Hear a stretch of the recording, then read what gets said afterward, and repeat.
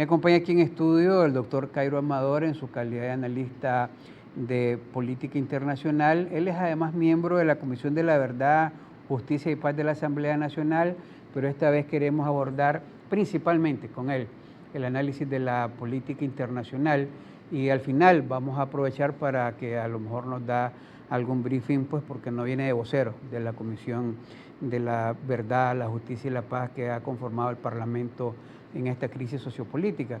Así es que no nos regañen de antemano o quieren que le preguntemos sobre cosas específicas de eso, porque el tema de hoy es el tema de la situación política internacional. ¿Qué está pasando en el mundo? En medio que también en Nicaragua están ocurriendo estos acontecimientos. Bienvenido, doctor Amador, gracias de estar aquí con nosotros. Niño, gracias por invitarme, siempre a tus órdenes.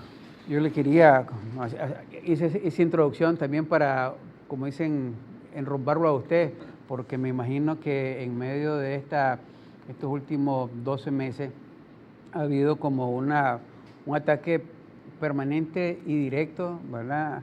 Tanto a la persona como a la comisión que representa. Y entonces de pronto se desvirtúa y no estamos viendo todo el pastel, o dirían los hermanos astrónomos, todo el planeta. Nos estamos reduciendo nada más a nuestro país. Y el planeta, estamos en este planeta y en esta región. Y no solamente eso, sino que además estamos en una situación en que la geopolítica lo abarca todo, ¿no? Y solo por mencionar una cosa, Nicaragua, que está relacionada con la geopolítica, no es en balde que somos parte de una troika internacional, eso es parte de la geopolítica, ¿no? Pero en fin, eso visto desde Estados Unidos, muy particularmente. Claro, por supuesto. Pero también desde Europa lo ven como una troika, desde Asia lo ven como una troika, sobre el Asia Norte, diríamos. No, la visión de esa troika internacional es única y exclusiva, y no diría yo incluso de los Estados Unidos, de la administración Trump, y específicamente de los halcones, ¿verdad? De Bolton, Abrams, Bannon, Pompeo, etc. Pero bueno, una cosa interesante en medio de todo esto a nivel mundial, Plinio, es la cantidad de elecciones que se han dado. Así es. En las diferentes regiones del mundo. En las diferentes regiones del mundo. Podemos comenzar o terminar con Panamá, como querrás. Comencemos, vámonos lo más largo y después nos vamos a lo particular ya de la región centroamericana. Lo más largo, la India. ¿Qué pasó en la India? Las características de la India es todo un récord de Guinness en términos del sistema democrático de gobierno. En la India el padrón electoral es de más de 900 millones de votantes. Y cada vez que se da una elección, es una elección récord. ¿Hay cifras ya de cuánto fue la participación electoral? Aproximadamente como 58-60%. Pero es tan grande que ha sido como que cada sábado, tiene como 5 sábados de estarse dando, ¿verdad? Hay casi 1 millón de urnas electorales. ¿Cómo es el modelo? El modelo es, no se vota un solo día, se va votando por regiones, etcétera, ¿verdad? Y ese es uno de los puntos interesantes, porque en medio de todo eso vos mirás dentro del mundo dos variables que están entrelazadas, que tienen distinto peso. Por ejemplo, vos puedes decir que las elecciones en un determinado país te da una determinada plataforma política con un sentido de unas relaciones exteriores específicas y que de ahí se van a derivar la política exterior. Pero en el caso de la India también tenés otra influencia, y en este caso, acordate que en febrero hubo un ataque en Kashmir, y la India contestó con un ataque aéreo, botaron un avión. Entonces ahí ya la situación también es qué tanto la defensa y la parte de las relaciones y posibles conflictos pesan sobre la política interna. No tanto la política interna como una expresión, la política exterior como una expresión de la política interna. Ahora, y sin duda alguna, la India es uno de los países que más se ha desarrollado en los últimos 25 años. Tiene un promedio de 6.3 a 7.5 incremento del PIB por año en los últimos años. Sin embargo, es uno de los países más desiguales del mundo. Y aquí, en estas elecciones, vos tenés precisamente el ejemplo más claro. En la India, las 11 ciudades, que son ciudades de muchos millones de habitantes, no van a ser los que van a decidir, va a ser la parte rural. 5 de cada 3, 3 de cada 5 gente de la India vive en la parte rural o en ciudades medianas. Una ciudad mediana es mucho más grande que Managua, por supuesto, ¿verdad? Y además tenés un nivel de desigualdad tremendo. Por ejemplo, en las grandes ciudades vos tenés un PIB per cápita de alrededor de 4.700, 4.800 dólares. En el interior, en Uttar Pradesh, por ejemplo, que es una de las regiones más grandes, que donde viene Modi precisamente, no llega a 1.000. ¿Ah? Entonces la discrepancia es fundamental. ¿El régimen político es presidente de la República, partidos políticos? Primer ministro. Primer ministro. Okay. Siguiendo el patrón inglés, ¿verdad? Ah, ok, sí, que fueron sus... que fue la joya de la corona. Ahora, ¿hay rey hindú? No hay rey hindú. Entonces no es una monarquía propiamente dicha. Hay una dinastía, si querés, que es la dinastía de los Gandhi, ¿verdad? ¿Y por qué dinastía? Bueno, es más, de los Gandhi que no son Gandhi, porque la Indira Gandhi no es Gandhi, no es hija de Gandhi, es hija de Nehru, ¿ah? En honor a Gandhi, etcétera, ¿no? Pero es hija de Nehru, que fue su primer ministro. Entonces es una dinastía y escogen un primer ministro. Indira Gandhi fue jefe del Ejecutivo y lo mataron. Su hijo igualmente y lo mataron. Ahora viene su nieto, Raji, y la princesa también, la hija, le dicen princesa, pero son gente muy popular, independientemente de cualquier cosa. Es el partido del Congreso, es el partido que ha regido, que ha tenido el poder político en la India por más de 50 años. Fue el que comenzó los países no alineados, por ejemplo, por decirte algo. Fue y está en una situación sumamente particular ahorita. Está en medio, está vecino con China, en una situación que en estos momentos son altamente rentables su relación comercial, pero sigue teniendo una espina por ahí después de 2 guerras que han habido. Y por el otro lado está Pakistán. Y Pakistán es mucho más serio porque Pakistán ya es una potencia atómica, y la India también. Y en un momento determinado, a finales de los años 90, llegó un punto en que se estaban apuntando los dos, ¿verdad? Hubo una distensión. Por eso repito, la parte de la política exterior incide sobre la política interior. ¿Cuáles eran los principales problemas que se resolvían en la India en esa elección? ¿O se siguen resolviendo durante este proceso de votación? Porque son partidos políticos, sí, los que están participando. Claro, organizaciones políticas con la misma naturaleza de los partidos que conocemos tradicionalmente, claro, ¿o tienen alguna particularidad? Tienen una particularidad porque al final son dos. Es el peso bipartidista, el baratilla no hay sectores, del Congreso. Hay variantes, hay tendencias, hay todo lo que vos querrás, pero al final son dos, ¿verdad? Modi, que es el que expresa la parte oficial ahorita del gobierno, y que a su vez expresa una visión un tanto conservadora del desarrollo, y el Congreso que tiene que siempre ha tenido una lista más social, digamos, para efectos del occidente, más socialdemócrata, ¿ah?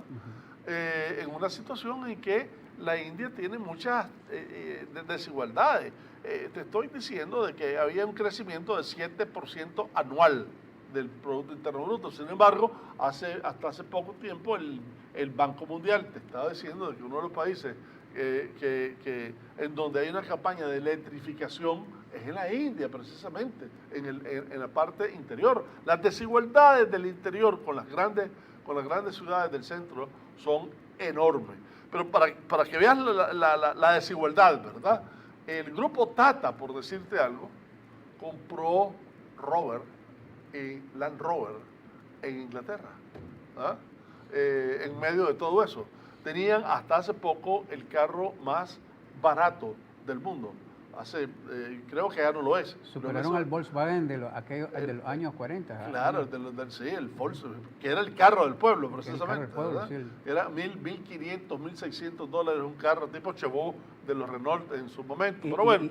Y ahora, la industria, ellos tienen industria automovilística y motociclística enorme. Porque su capacidad, ¿cómo es?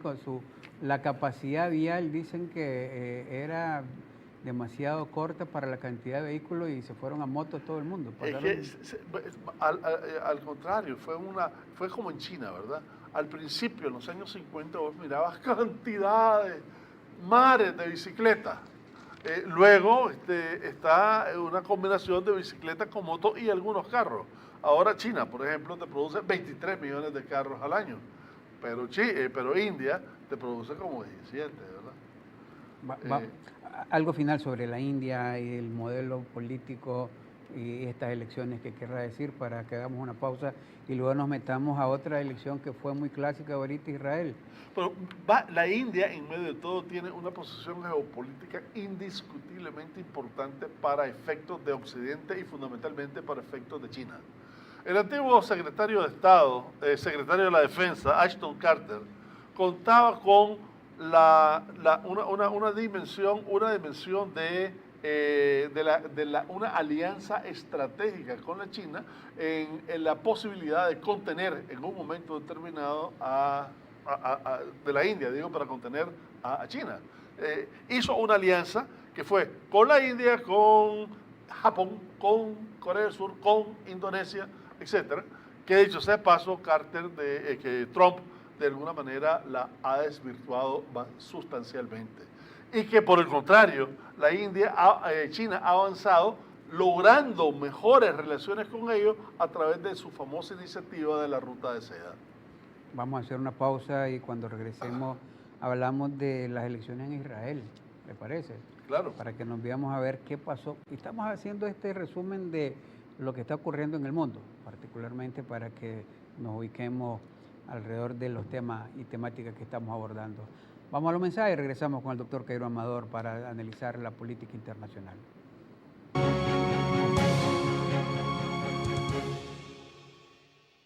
La noticia no es opinión, son los hechos reales que nos afectan a todos. Somos un medio independiente que presenta la noticia de forma objetiva. Mantenemos nuestro compromiso de informar, porque el verdadero poder lo tienen aquellos bien informados. CDNN Canal 23. Aquí estamos. Seguimos informando. En Banco Lafice Bancentro desarrollamos soluciones financieras para quienes trabajan día a día, aportando al crecimiento de Nicaragua. Ofrecemos créditos agropecuarios para impulsar la producción, una amplia y moderna red de cajeros automáticos para realizar retiros o depósitos en efectivo, alianzas con remesadoras a nivel mundial y una red de sucursales a nivel nacional para retirar sus envíos de dinero, y una herramienta para planificar el ahorro con el Plan Ahorro Programado. Soluciones financieras ideales para impulsar el desarrollo. Banco Lafice Bancentro, excelencia financiera a nivel mundial.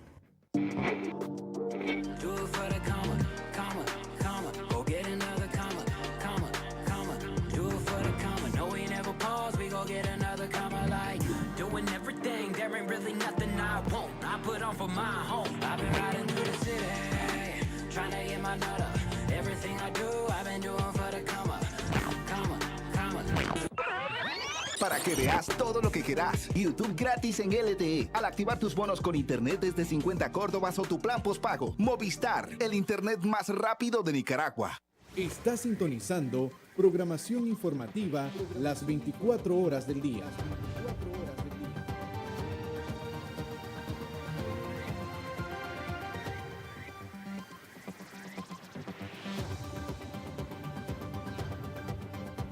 Somos CDNN, Canal 23, Canal 23.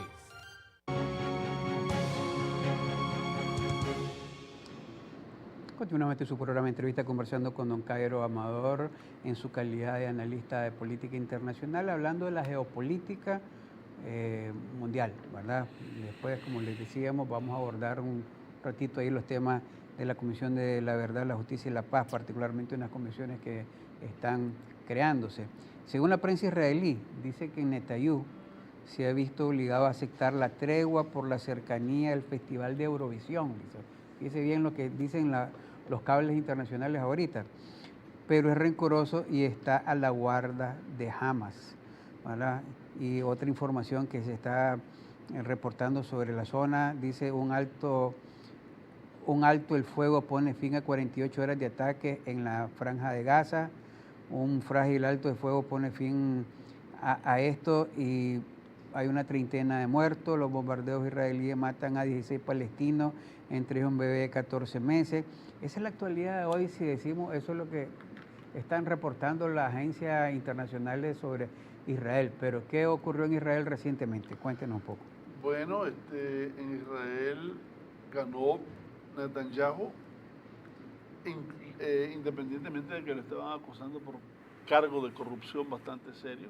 En medio de una coalición y ganó, y al ganar se posiciona como el que ha tenido más tiempo el cargo de primer ministro desde Ben Gurión, que es el que fundador, el fundador, ¿verdad? Hay tres cosas que son altamente alarmantes y que no las concebís si no es gracias a la debilidad del mundo árabe. Por ejemplo, erigir a Jerusalén como la capital de Israel, independientemente de toda la historia que cuenta y el apoyo que antes tenía el pueblo palestino alrededor de este tema, es una cosa que no es poca cosa. Y el hecho de que Estados Unidos haya sido el primero en trasladarse, incluso la esposa de Trump y el yerno Kushner, que dicho sea de paso es judío, fueron a la inauguración, etcétera, etcétera. Y ya ves que no vayamos muy largo, Guatemala de alguna manera en un momento determinado se iba a separar de las relaciones con Taiwán para unirse a la China continental. Bueno, hubo una presión evidente y no hizo esa situación con China, pero además reconoció a Israel, trasladó su embajada de Tel Aviv a Jerusalén, primer país latinoamericano que hace eso, y segundo en el mundo. Le hicieron un homenaje de campeón a Molina cuando fue a Israel, Molina, el presidente. El presidente. Que dicho sea de paso, después vino el problema de la CICIG, un problema muy serio, muy conflictivo, que toca las entrañas de la política guatemalteca y en donde los ánimos estaban sumamente muy susceptibles, etcétera, etcétera. Y en medio de toda esa pelea por el CICIG, una vez que pasó lo de Israel, Estados Unidos no dijo absolutamente nada. Pero bueno, siguiendo con Israel, entonces esa es una de las cosas. La otra es una ley que es una ley casi de apartheid, es una ley que segrega a los palestinos y claramente a los árabes, los coloca en una situación de ciudadanos de segunda. Y eso de nuevo solo es posible en una situación en que el resto de los países árabes están débiles. La famosa relación con Palestina y con Abbas es una relación que cada vez se derrumba, que cada vez es más exigente, que impone en vez de buscar soluciones consensuadas, y pone al gobierno de la Palestina en una situación sumamente precaria, sobre todo cuando tenés en Gaza una situación en que no controla el gobierno de la Palestina. Gaza es básicamente Hamas, como muy bien lo dijiste. Y además, eso a su vez traslada a otro problema. Se acaban de tirar 600, dicen que son 600 misiles tierra a partir de Gaza. Gaza no fabrica misiles. ¿Son de origen? Esos misiles normalmente, casi te aseguro ahorita que son misiles iraníes. ¿verdad? Y de nuevo, ese es otro, es una expresión del otro conflicto, porque a su vez a Irán lo están arrinconando, a Irán lo están ahogando, a Irán lo están, y no solamente tiene la presión de Israel, sino que tiene la presión de Israel junto con Arabia Saudita, que otrora gran enemigo de Israel, ¿verdad? Ahora los sunitas con los israelitas alrededor de y con Estados Unidos, por supuesto, alrededor de Irán, al punto que entre las sanciones que están dando ahorita para no que nadie compre petróleo a Irán, además de eso está el hecho de que, como dijo Trump hace poco, la empresa privada que tenga relación con Teherán no va a tener relaciones comerciales con Estados Unidos. Y entonces vos mirás a la Volkswagen retrocediendo de Irán, a la Renault retrocediendo de Irán, a Total retrocediendo de Irán, a la British Petroleum, a la Pfizer, etcétera, porque después de todo su principal socio es Estados Unidos. Pero bueno, ¿qué es eso? Si no es una injerencia internacional y una presión, además, al resto de los países para que adopte una determinada política comercial. Ahora, en la noticia internacional sobre Irán, las dos noticias es Estados Unidos anuncia sanciones contra las exportaciones de metales iraníes e Irán se rebela contra el chantaje de Trump, ¿verdad? Y otro es los estados firmantes piden que el acuerdo nuclear con Irán se mantenga. Esas son las tres noticias principales. Ese es el punto. El tratado con Irán fue firmado por Estados Unidos y 4 países europeos.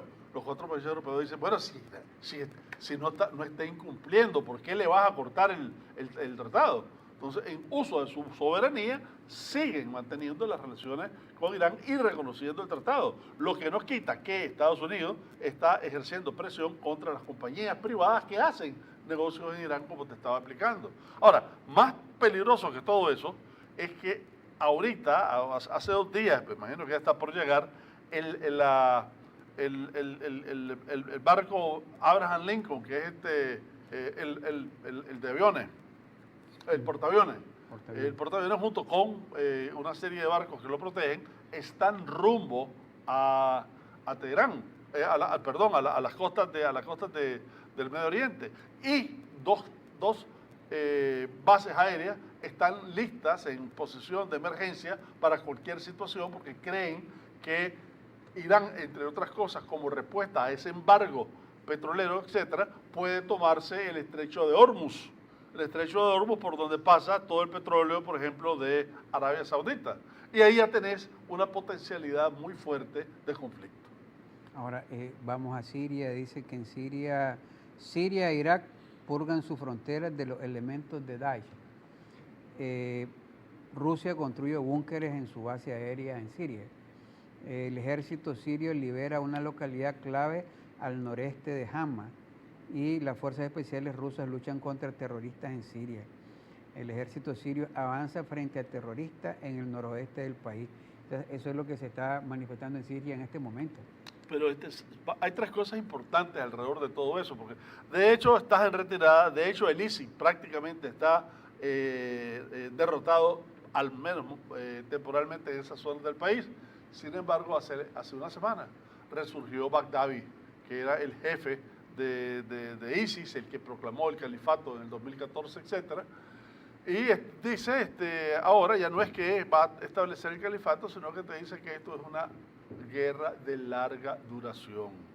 Pero ¿cuál es el cambio sustantivo que está habiendo en el Medio Oriente? No es tanto la guerra que estás hablando y las batallas que estás hablando en Siria, sino la cantidad de guerreros extranjeros que ya están de regreso en sus respectivos países.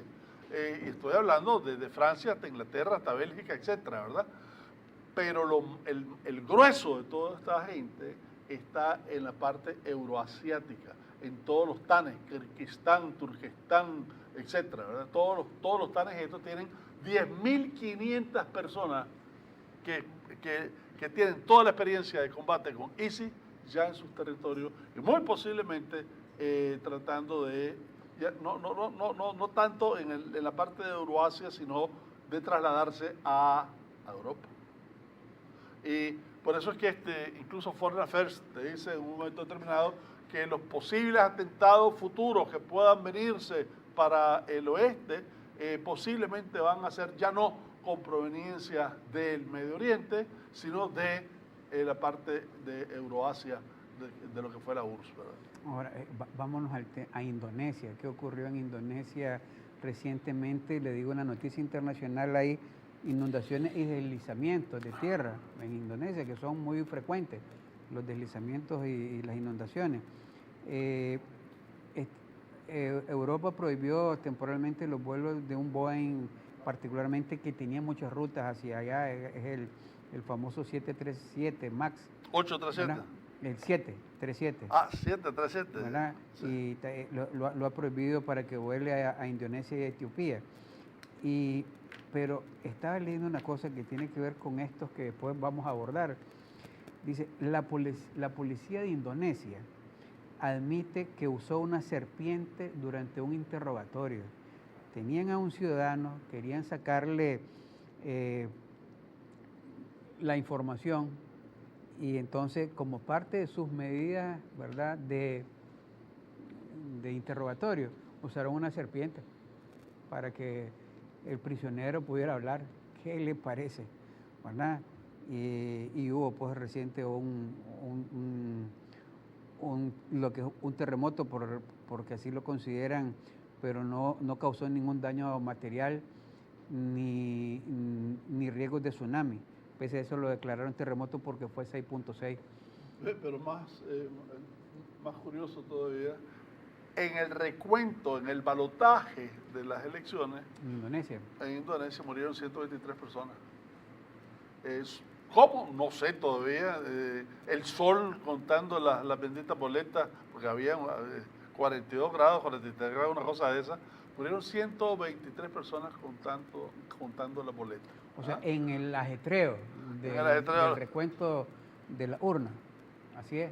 Y ganó el expresidente, que es un tipo moderado, y es importante decirlo porque en Indonesia es el país que tiene más islamitas del mundo. Y la versión de ese islam es una versión moderada. Y este señor que le dicen Jowo, que antes todavía es presidente, ya es presidente electo y antes fue alcalde de Jakarta, es un hombre relativamente moderado.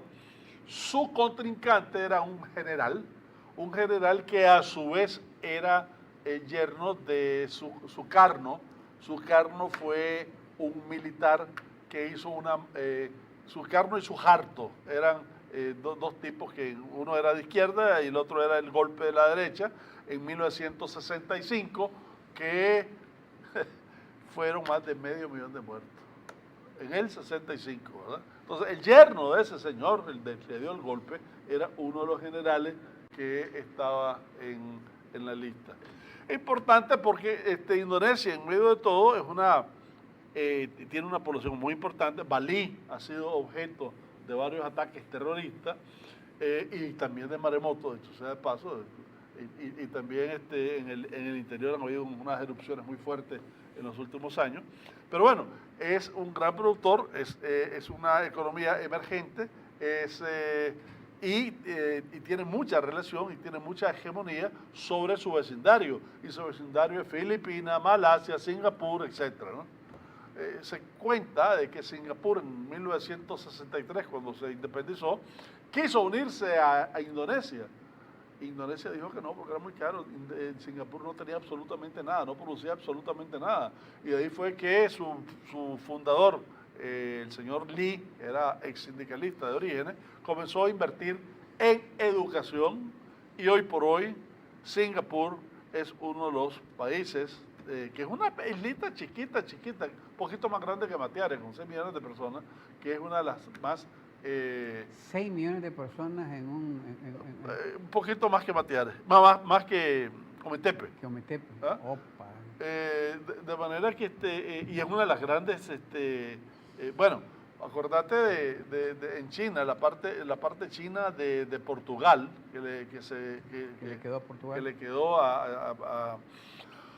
a China en el 96, después de Hong Kong, Tiene 22 millones de gente, ¿verdad?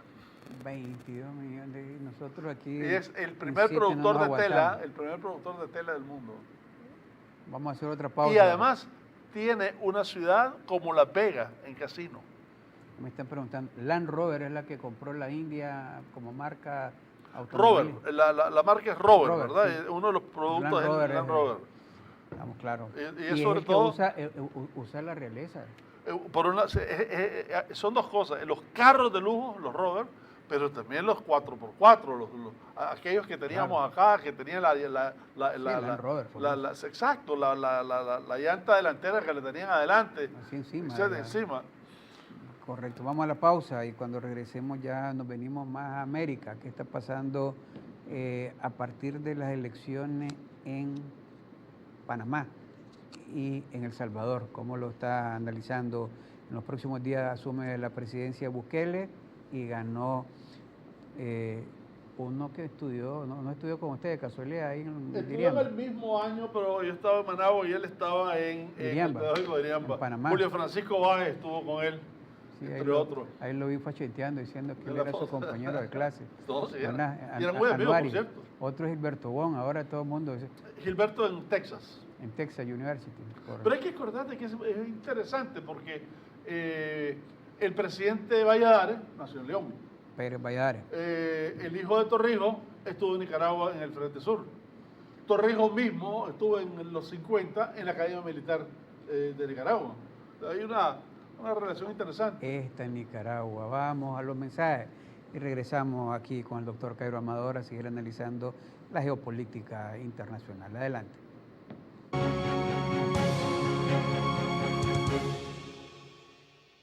La noticia no es opinión, son los hechos reales que nos afectan a todos.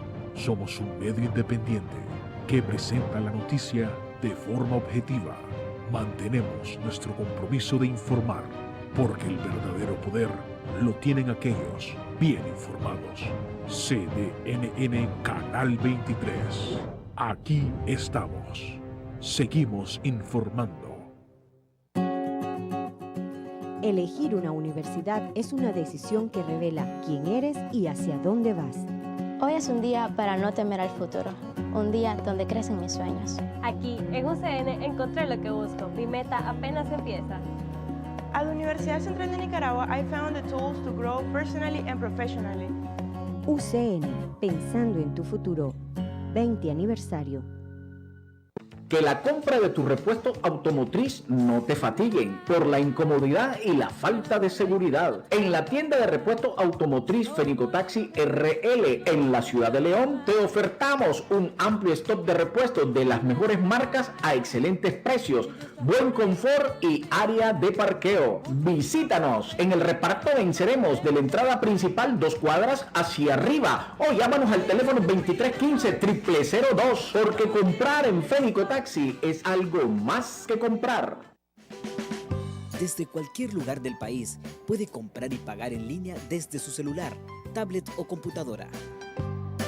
Haga clic al link de cobro enviado por el comercio, introduza sus datos y medio de pago y listo, sin hacer fila, movilizarse o perder tiempo. Payphone, fácil, rápido y seguro. Banpro, Grupo Promérica. Está sintonizando programación informativa las 24 horas del día.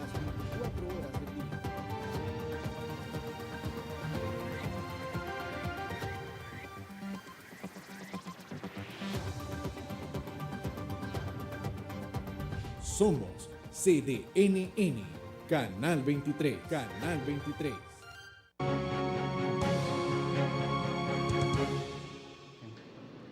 Continuamos su programa de entrevista conversando con el doctor Cairo Amador, hablando de geopolítica internacional.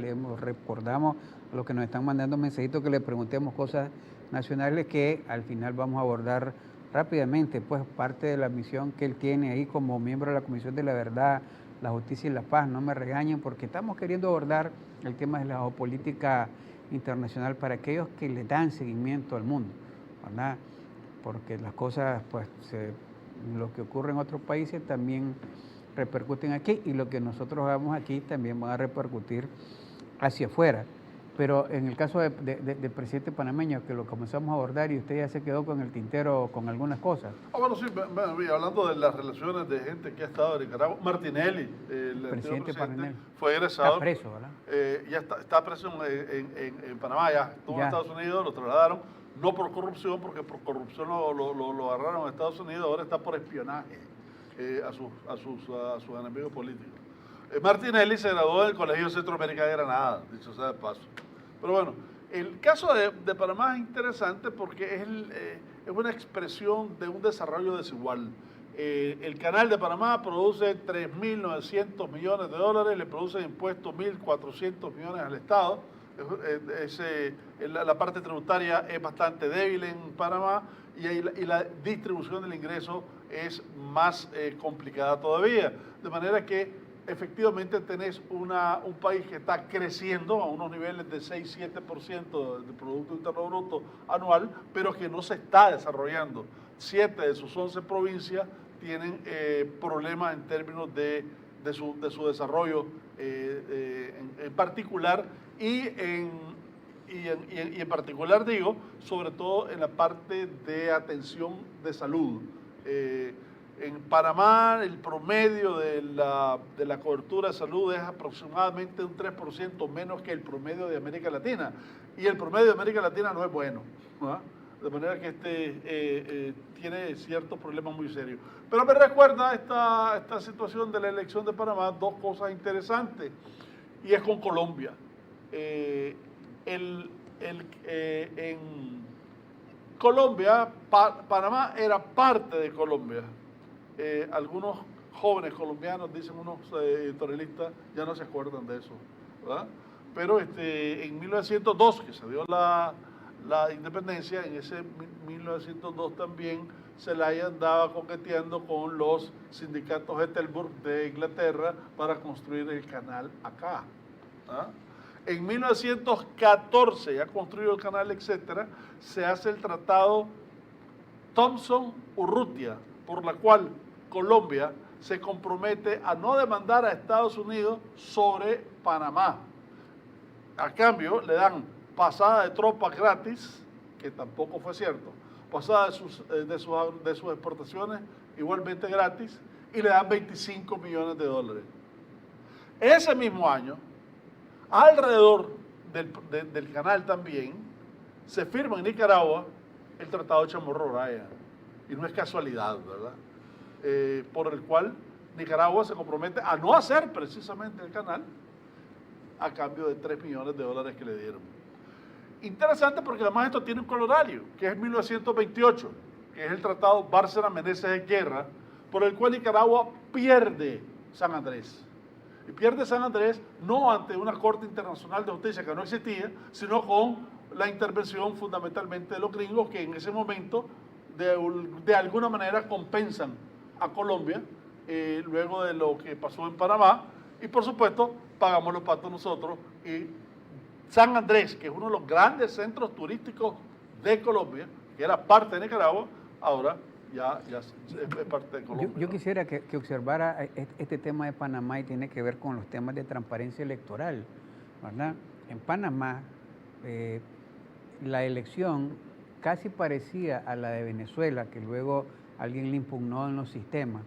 Se iba contando después de las 6 de la tarde, iba apareciendo el padrón electoral abierto y el escrutinio de votos, y usted iba viendo desde las 4 de la tarde. Desde las 4 de la tarde cómo se iban abriendo las 6.134 juntas receptoras de votos. Aproximadamente. Y los resultados son tan apretados que si hubiesen sido en paisitos como el nuestro, en las condiciones sociopolíticas, nos agarramos a piñazo, para no decir pijazo, ¿verdad? Te voy a contar dos cosas. 33% contra 31.2%, una cosa así. No, sí, bueno, Roux, que es el segundo, ¿verdad?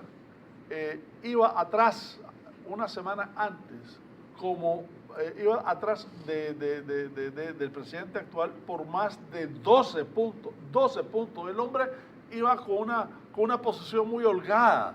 El independentista, que era, de hecho fueron 3 por suscripción popular, uno de ellos ocupó el tercer lugar, y ese iba 20 puntos atrás. Al final, el de 20 resultó con menos de 10 y el que tenía 12 resultó con menos de 2. Ahora, acordate de que las elecciones, por decirte, en México, entre Calderón y López Obrador, precisamente en los 90 y pico, la diferencia fue 0.35%, no llegó a 1% México. En México. Así Y hubieron 3 veces, y no solamente eso, sino que López Obrador proclamó un gobierno paralelo y lo hizo en el Zócalo, ¿verdad? Tenía su Ministerio de Relaciones Exteriores, de Energía, etcétera, etcétera. Ahí es por un voto que se puede declarar ganador. Porque no hay segunda vuelta. Porque no hay segunda vuelta. En los países que hay segunda vuelta, ¿qué ha sido para la democracia occidentales, diríamos, ¿verdad? Esos tipos de votaciones. Cuando hay primera vuelta o un voto a favor. Nosotros hicimos una mezcla en la Constitución. Ahí que era, después de que era abierto, después hubo una reforma en la cual era 35%, pero el siguiente tenía que tener 5% menos, ¿verdad? Tiene sus cosas positivas y tiene sus cosas negativas. Por ejemplo, ganar por 0.35%, hombre, eso es un empate. Eso es un empate técnico. Pero bueno, si tenés ese sistema, te fuiste con esos votos. Hacer alianza. Sí. Sin embargo, cuando hay segunda vuelta, ahí es donde vienen las alianzas. Mira, Francia, por ejemplo. Macron va a segunda vuelta porque le echan toda la fuerza a Macron contra la señora Le Pen, ¿verdad? En otras palabras, cuando hay muchas, 7, 8 opciones políticas y hay una segunda vuelta, cuando vos llegas a la segunda vuelta, lo que haces es una recomposición de la fuerza, ¿ah? Y le echas la vaca. El que puede echar la vaca la echa. Y entonces, de alguna manera, se desvirtúa, dicen algunos constitucionalistas, el hecho de la expresión popular, que en ese sentido es mejor una sola vuelta. Otros, por el contrario, opinan que el equilibrio y la estabilidad está dada por una mayor participación de todos. Ahora, vámonos al tema, vamos a pausa y regresamos. Cuando regresemos vemos cómo está la campaña del presidente Donald Trump, que ya pues a un año está haciendo todos sus esfuerzos por ganar las simpatías, particularmente de la Florida, y en eso entramos nosotros, ¿verdad? Nicaragua, como parte del traspatio, dicen unos, dicen otros, como parte de el interés norteamericano, porque estamos en la región, tanto Venezuela como el Caribe. Vamos al mensaje y regresamos con don Cairo Amador.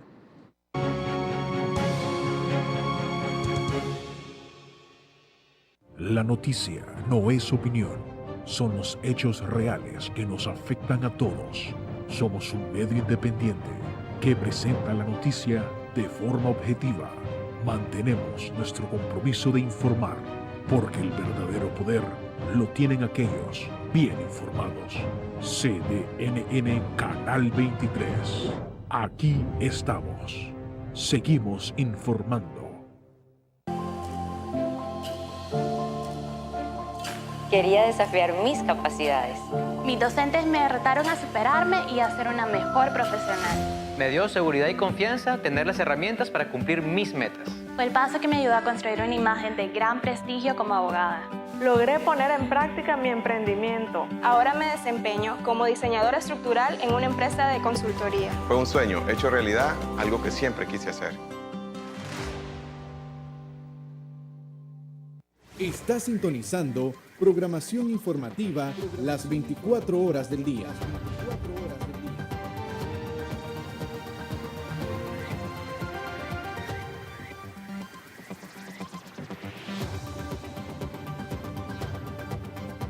Somos CDNN, Canal 23, Canal 23.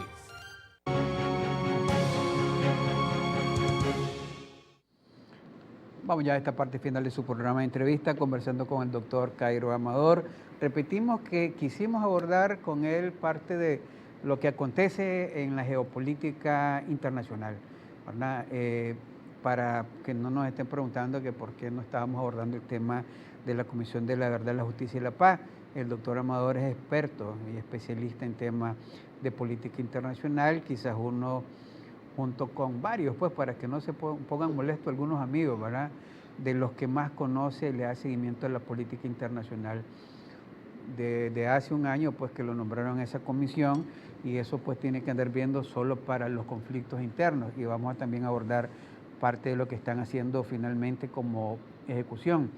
Pero vámonos a las elecciones norteamericanas, van a ser el próximo año, pero desde ya algunos analistas de comunicación política dicen inició Trump y de donde más le falta votos es en la Florida.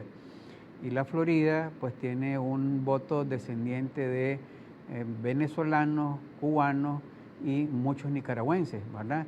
Y requiere de ganarse esos votos. Y uno de los grandes reclamos de esas comunidades ha sido qué está ocurriendo en estos países y cómo ayudarles.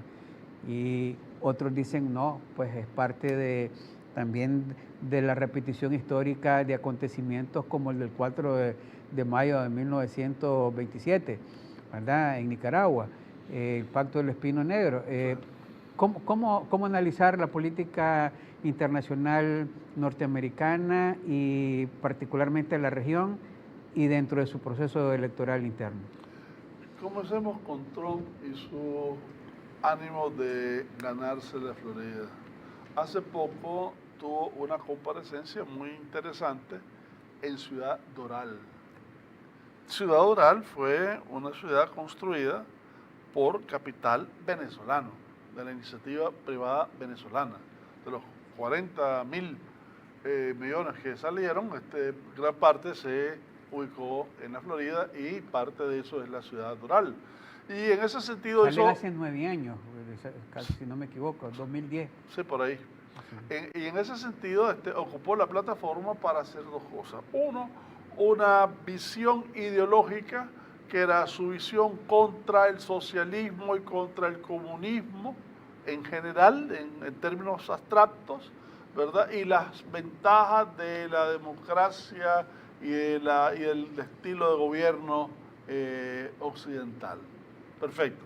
Y lo segundo era, ya en lo particular, hablar de la troika, de Venezuela, de Caracas, mencionarlo por sus capitales, Caracas, La Habana y Managua. Y ahí estuvo, en ese eje, se expandió como media hora. Eso, por supuesto que le produce muchísimos resultados en las comunidades de estos 3 países que específicamente en esa parte de la Florida son muy importantes, ¿verdad? Y los cubanos específicamente en la Florida son tan importantes que hoy, bueno, la producción en bienes y servicios que la comunidad cubana tiene en Estados Unidos, específicamente en Miami, es casi igual a la producción de bienes y servicios de la propia isla.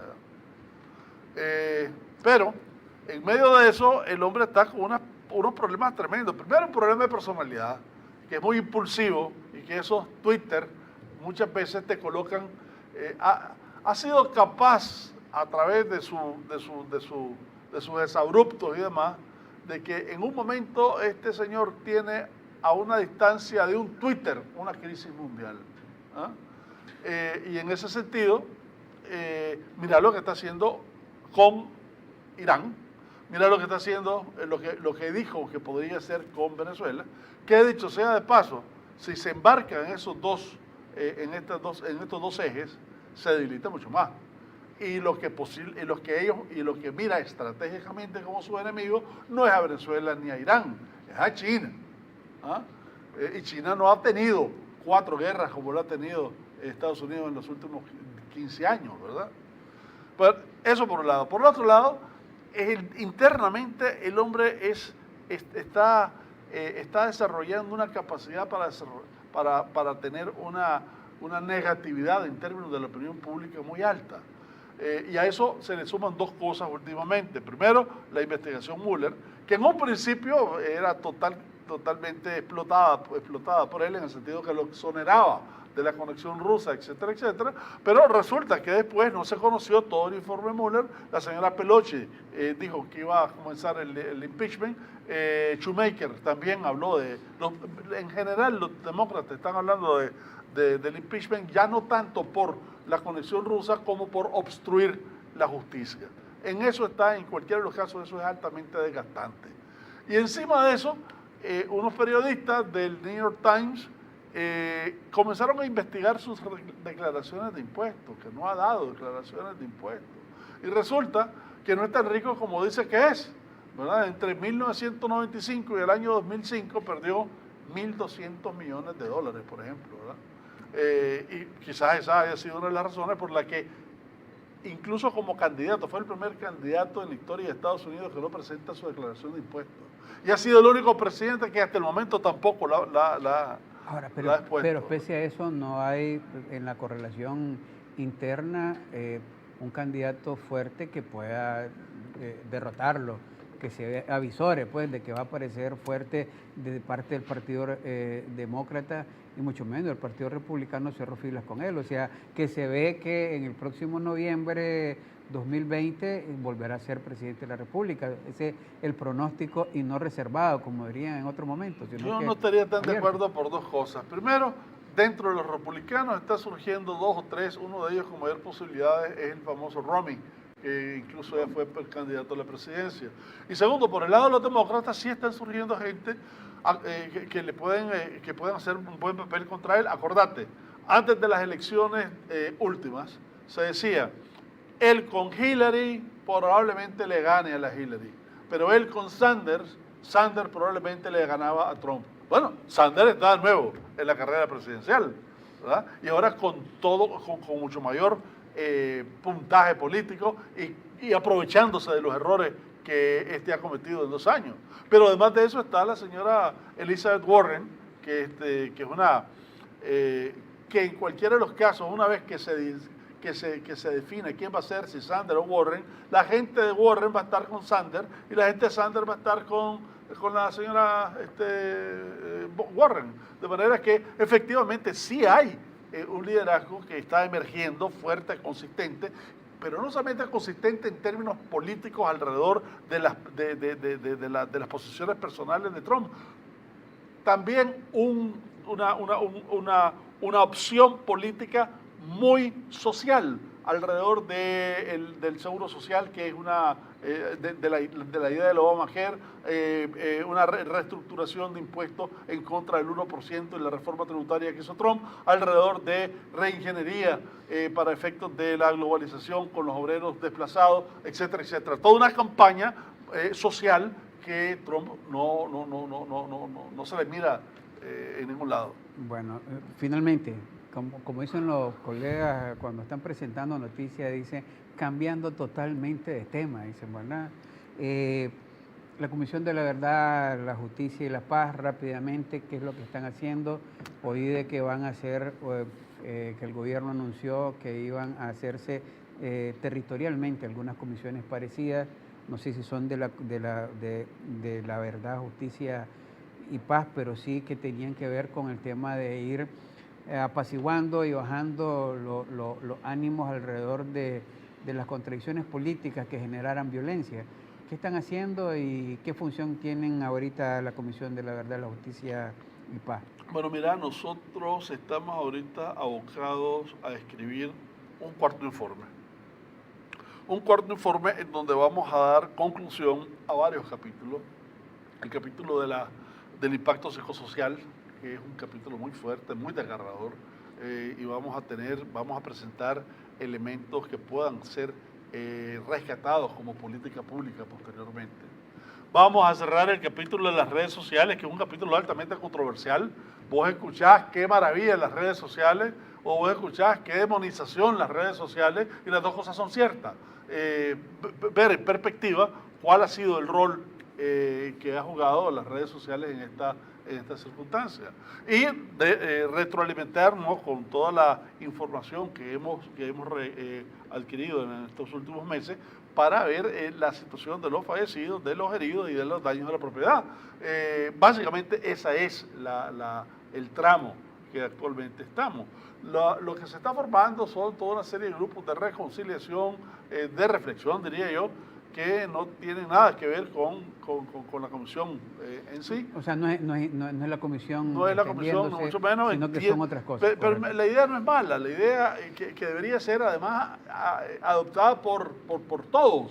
Porque en un momento determinado donde ves que la mesa de negociaciones está medio estancada, hombre, hay que reflexionar, hay que ver que cada uno con su base, que la solución y la opción viable para que este país salga adelante es precisamente las negociaciones. Y la idea, en cualquiera de los casos, sería retroalimentar la necesidad de seguir con estas negociaciones. Entendido. Algo final que quisiera contarnos sobre el tema de la comisión ya en el minuto final. No digo, este informe que vamos a tener lo creemos muy interesante porque además... ¿En qué fecha va a estar siendo presentado? Esto a finales de mes. A finales de mayo. A finales de mayo, cuidado que a principios de junio. Además va a constar de toda una serie de visitas que hemos hecho y de personas que han llegado a visitarnos y experiencias que hemos tenido, etcétera. Entendido, pues. Le agradezco, doctor Amador, de que haya estado aquí con nosotros hablando sobre política internacional. Reconfortante. Haciendo su ejercicio. De vez en cuando de esto. Sí, es para la ciudadanía, casualmente para poner en perspectiva lo que está ocurriendo en el mundo y también lo que estamos viviendo todos los días en nuestro país. Gracias de haber estado en sintonía. Este es su programa de entrevistas. Estén pendientes de los noticieros. Aquí estamos, seguimos informando.